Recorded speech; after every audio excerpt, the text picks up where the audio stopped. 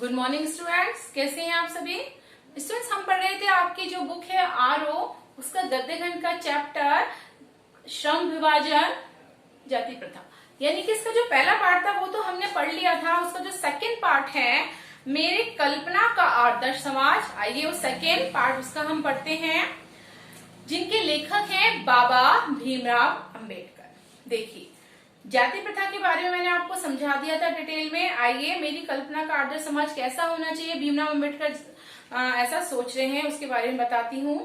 जाति प्रथा के खेदजनक परिणामों की नीरस कथा को सुनते सुनाते आप में से कुछ लोग निश्चय ही ऊब गए होंगे। वो कह रहे हैं कि जाति प्रथा के बारे में जो डिटेल में बात कर रहा हूँ, जाहिर सी बात है वो सारी बातें सुनकर या मेरा जो भाषण स्पीच सुनकर आप कहीं ना कहीं सभी बोर हो चुके होंगे, और जाहिर सी बात है यह अस्वाभाविक भी नहीं है। अतः अब मैं समस्या के रचनात्मक पहलू को लेता हूँ। तो समस्या का मेन पहलू है, रचनात्मक पहलू है, मैं उसके बारे में बात करना चाहता हूँ। मेरे द्वारा जाति प्रथा की आलोचना सुनकर आप लोग मुझसे यह प्रश्न पूछना चाहेंगे कि यदि मैं जातियों के विरुद्ध हूँ तो फिर मेरी दृष्टि से आदर्श समाज कैसा होना चाहिए, या फिर यदि पूछेंगे कि मेरा उत्तर कैसा होगा, तो वो कह रहे हैं कि आदर्श समाज ऐसा होना चाहिए जिसमें ये सभी चीजें शामिल हो। देखिए, वो कह रहे हैं मेरा आदर्श समाज में स्वतंत्रता होनी चाहिए, समता होनी चाहिए और भ्रातृत्वता होनी चाहिए। आप सभी जानते हैं स्वतंत्रता का अर्थ यानी आजादी, समता यानी सभी को समानता, और भ्रातृत्वता मतलब भाईचारे की भावना। क्या ये ठीक नहीं है? भ्रातृता अर्थात भाईचारे में किसी को क्या आपत्ति हो सकती है? भीमराव अंबेडकर कहीं ना कहीं बच्चों हमसे ये प्रश्न कर रहे हैं और कह रहे हैं कि भाईचारे की जो भावना है उसमें हमें किसी को क्या आपत्ति हो सकती है। किसी भी आदर्श समाज में इतनी गतिशीलता होनी चाहिए जिससे कोई भी वांछित परिवर्तन समाज के एक छोर से दूसरे तक संचारित हो सके, यानी कि हमारा समाज जो है वो इतना एक्टिव होना चाहिए, इतना गतिशील होना चाहिए कि अगर हमारे समाज के किसी एक छोर में कुछ काम हो रहा है तो वो काम दूसरे छोर तक पहुंचना चाहिए, या फिर वो बात दूसरे राज्य, दूसरे जिले तक पहुंचनी चाहिए। ऐसे समाज के बहुविधि हितों में सबका भाग होना चाहिए कि जो भी काम किसी हित के कारण हो रहा है, हित के लिए हो रहा है, तो वो परिवर्तन जो है, वो भाग जो है सबके लिए होना चाहिए, और हम सबको उसकी रक्षा के लिए प्रति सजग भी रहना चाहिए।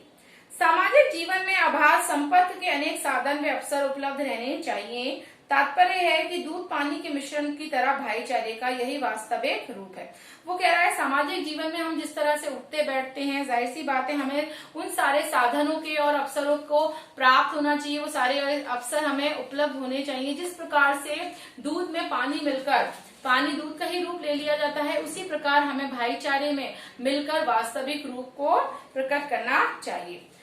और इसी का जो दूसरा नाम है बच्चों वो है लोकतंत्र। जैसा कि आप सभी जानते हैं लोकतंत्र के बारे में, हमारा जो देश है वो लोकतंत्र गणराज्य है, क्योंकि लोकतंत्र केवल शासन की एक पद्धति ही नहीं होती है, बल्कि लोकतंत्र में मूलतः हम सब जो मिलकर लोकतंत्र बनाते हैं, अपने नेता का चुनाव करते हैं, सामूहिक जीवनचर्या की एक रीति तथा समाज के सम्मिलित अनुभवों को हम कहीं ना कहीं आदान प्रदान करते हैं। हमारे जो भी एक्सपीरियंस होते हैं वो हम इनके साथ बांटते हैं। इनमें यह आवश्यक है कि अपने साथियों के प्रति श्रद्धा व सम्मान का हमें भाव भी रखना चाहिए। इसी प्रकार स्वतंत्रता पे भी हमें शायद कोई आपत्ति नहीं होनी चाहिए। गमनागमन की स्वाधीनता, जीवन की सुरक्षा की स्वतंत्रता, शारीरिक सुरक्षा की स्वतंत्रता, शायद स्वतंत्रता का विरोध कोई भी किसी प्रकार नहीं कर सकता। संपत्ति रखने की अधिकार की स्वतंत्रता, जीविकोपार्जन के लिए आवश्यक औजार व सामग्री रखने के अधिकार, जिससे हम अपने शरीर को स्वस्थ रख सकें, ऐसी स्वतंत्रता हमें प्राप्त होनी चाहिए, वो कह रहे हैं। और स्वतंत्रता पर कोई आपत्ति शायद किसी को भी नहीं होनी चाहिए। तो फिर मनुष्य की शक्ति के सक्षम एवं प्रभावशाली प्रयोग की भी स्वतंत्रता क्यों न प्रदान की जाए। उनका कहने का तात्पर्य है कि जाति प्रथा के आधार पर व्यक्तियों को जो अपने पेशे को चुनने का अधिकार नहीं, ऐसा क्यों होता है? ऐसा नहीं होना चाहिए। जाति प्रथा के जो पोषक हैं वो जीवन, शारीरिक सुरक्षा तथा संपत्ति के अधिकार की स्वतंत्रता को तो स्वीकार कर लेते हैं, परंतु मनुष्य का जो सक्षम है, कार्य करने की जो कुशलता है, उसके प्रभाव और प्रयोग की स्वतंत्रता देने के लिए वो जल्दी से तैयार नहीं होते हैं। क्योंकि इस प्रकार की स्वतंत्रता का अर्थ होगा अपना व्यवसाय चुनने की स्वतंत्रता, जो किसी को भी उस समय, जब हमारा देश आजाद नहीं हुआ था उस समय की बात है, किसी को भी ऐसी स्वतंत्रता प्राप्त नहीं थी, बल्कि उनके अर्थ के हिसाब से सभी को दास्ता में जकड़कर रखना पड़ता था। क्योंकि दास्ता केवल कानूनी पराधीनता को ही नहीं कहा जाता बच्चों, दास्ता में वह सारी स्थिति सम्मिलित होती है जिसमें जो कुछ व्यक्ति दूसरों व्यक्तियों के अधीन होकर काम करते हैं, या उनके ऊपर पूरी तरह से बंधन लगाए जाते हैं, या उनके ऊपर पूरी रोक टोक की जाती है, वो भी एक प्रकार की दास्ता होती है। इस स्थिति में कानूनी पराधीनता न होने पर भी पाई जा सकती है। उदाहरण जाति प्रथा की तरह ऐसे वर्ग का होना संभव है जहां कुछ लोगों की अपनी इच्छा के विरुद्ध पेशे अपनाने पड़ते हैं।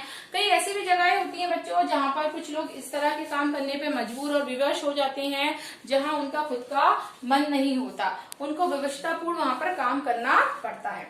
अब वो कह रहे हैं अब आइए समता पर विचार करें। क्या समता पर किसी प्रकार की आपत्ति हो सकती है? बिल्कुल होती है। उस जमाने में होती थी, आज तो नहीं होती है।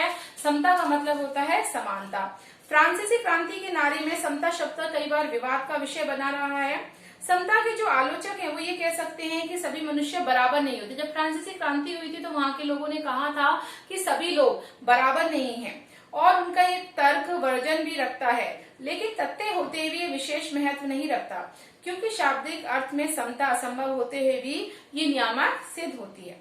मनुष्य की क्षमता 3 बातों पर बच्चों निर्भर करती है: शारीरिक वंश परंपरा पर, सामाजिक उत्तराधिकार अर्थात सामाजिक परंपरा के रूप में, माता पिता की कल्याण कामना, शिक्षा तथा वैज्ञानिक ज्ञानार्जन आदि सभी उपलब्धियां जिनके कारण वह एक सभ्य समाज में जंगली लोगों की अपेक्षा विशिष्टता प्राप्त करता है। और अंत में मनुष्य के अपने जो खुद के प्रयत्न होते हैं, जो खुद की कोशिशें होती हैं, जिसके आधार पर इन तीनों दृष्टियों में निसंदेह मनुष्य समान नहीं हो सकते, बिल्कुल नहीं हो सकते हैं, मैं भी मानती हूँ। तो क्या इन विशेषताओं के कारण समाज को भी उनके साथ असमान व्यवहार करना चाहिए? समता विरोध करने वालों के पास क्या इसका जवाब है? व्यक्ति विशेष के दृष्टिकोण से असमान प्रयत्न के कारण असमान व्यवहार को अनुचित नहीं कहा जा सकता है। साथ ही प्रत्येक व्यक्ति को अपनी क्षमता का विकास करने का पूरा प्रोत्साहन देना सर्वथा उचित है। यदि कोई व्यक्ति किसी कार्य कुशल है, बहुत अच्छा है, किसी काम में वो दक्ष है, तो हमेशा उसे हमें प्रोत्साहन करना चाहिए, ना कि उसको नकारात्मक बातें कहनी चाहिए। परंतु यदि मनुष्य प्रथम 2 बातों में असमान है, तो क्या इस आधार पर उनके साथ भिन्न व्यवहार उचित है?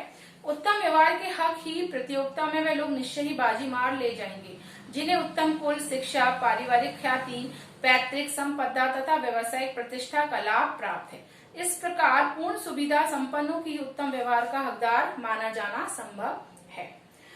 निष्पक्ष निर्णय नहीं कहा जा सकता, क्योंकि सुविधा संपन्नों के पक्ष में निर्णय देना होगा।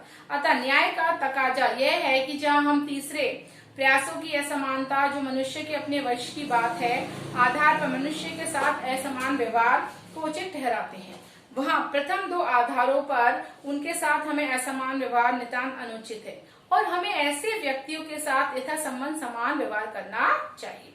दूसरे शब्दों में, समाज की यदि अपने सदस्यों से अधिकतम उपयोगिता प्राप्त करनी है, तो ये संभव है कि जब समाज के सदस्यों को आरंभ से ही समान अवसर एवं समान व्यवहार उपलब्ध कराए जाए।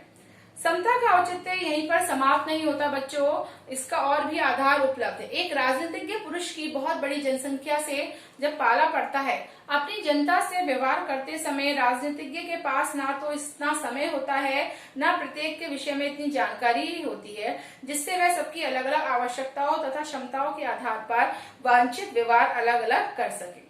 वैसे भी आवश्यकताओं और क्षमताओं के आधार पर भिन्न व्यवहार कितना भी आवश्यक तथा औचित्यपूर्ण क्यों ना हो, मानवता के दृष्टिकोण से समाज 2 वर्गों में श्रेणियों में नहीं बांटा जा सकता। ऐसी स्थिति में राजनीतिज्ञ को अपने व्यवहार में से एक व्यवहार सिद्धांत की आवश्यकता रहती है, और ये व्यवहार्य सिद्धांत यही होता है कि सब मनुष्य के साथ समान व्यवहार किया जाना चाहिए। राजनीतिज्ञ ये व्यवहार इसलिए नहीं करता कि सब लोग समान होते हैं, बल्कि वह व्यवहार इसलिए करता है कि वर्गीकरण और शहरीकरण संभव होता है। इस प्रकार समता यद्यपि काल्पनिक जगत की वस्तु है, फिर भी राजनीतिज्ञ को सभी परिस्थितियों की दृष्टि में रखते हुए उसके लिए उसे यही मार्ग भी रहता है, क्योंकि ये व्यवहारिक भी है और यही उसके व्यवहार की एकमात्र कसौटी भी है। तो बच्चों, ये आपका जो चैप्टर था मेरा आदर्श समाज आज कंप्लीट होता है। Thank you.